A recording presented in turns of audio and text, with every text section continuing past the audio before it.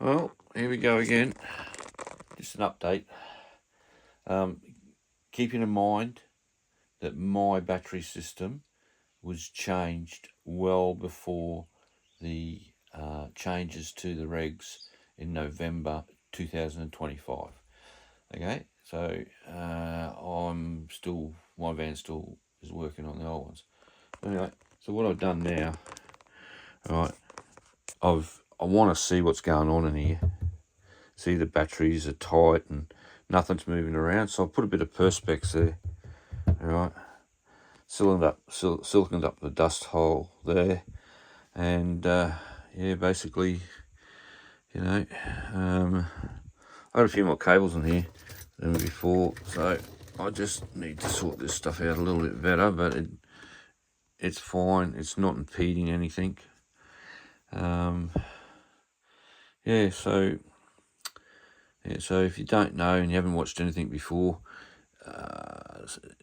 Drive 40 watt smart 240 charger, DC to DC 40 watt plus, solar input as well as coming from the car, and then MPTP here coming off the roof. What's it doing at the moment? Oh, the battery's full, so I'll get no amps, even though you can see we're in full sun.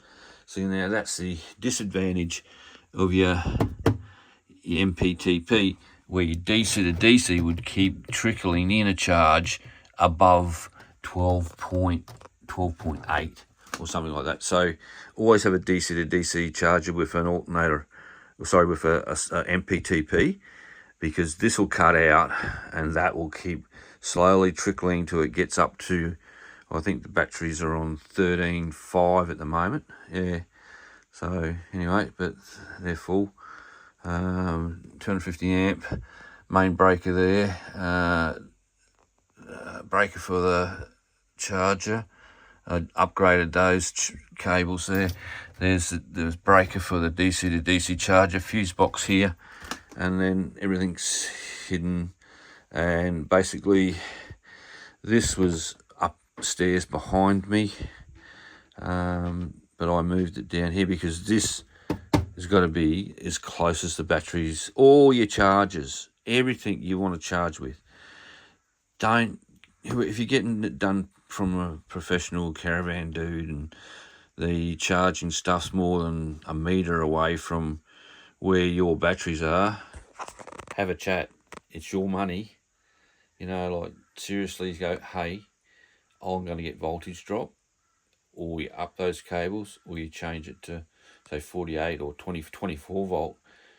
24 volts less size of cable than you need for 12 volt. So I'm running in here 500 watt cables on all the main feeds, like coming off the battery, going to the inverter, 160 amp cables coming off the smart charger 240, and then I got 14 gauge cable here, or whatever it is, coming off the Anderson plugs and everything, and solar MPTP. This, I got half a roll of this stuff. It cost me $350 about 2 years ago. Yeah.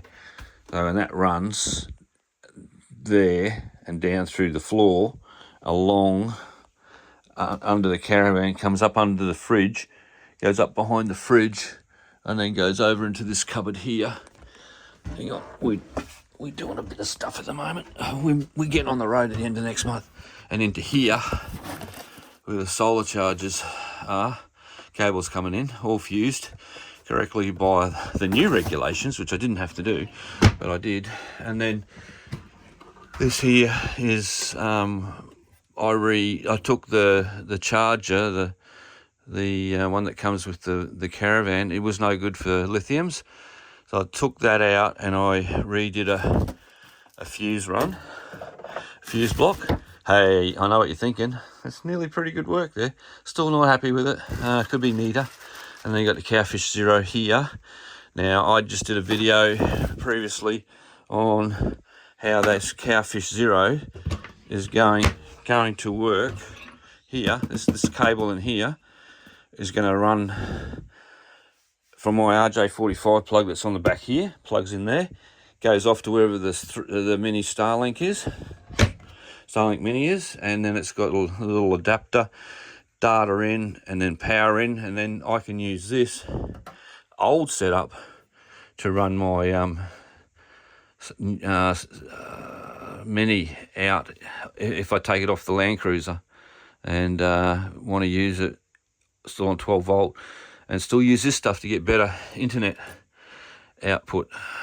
So anyway, $154 I think it cost me delivered or something like that. So anyway, been a long day. We've been shelves and everything else in the van, so Emery's happy now.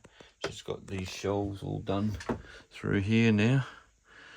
Yeah, so a big update on the van, and then we,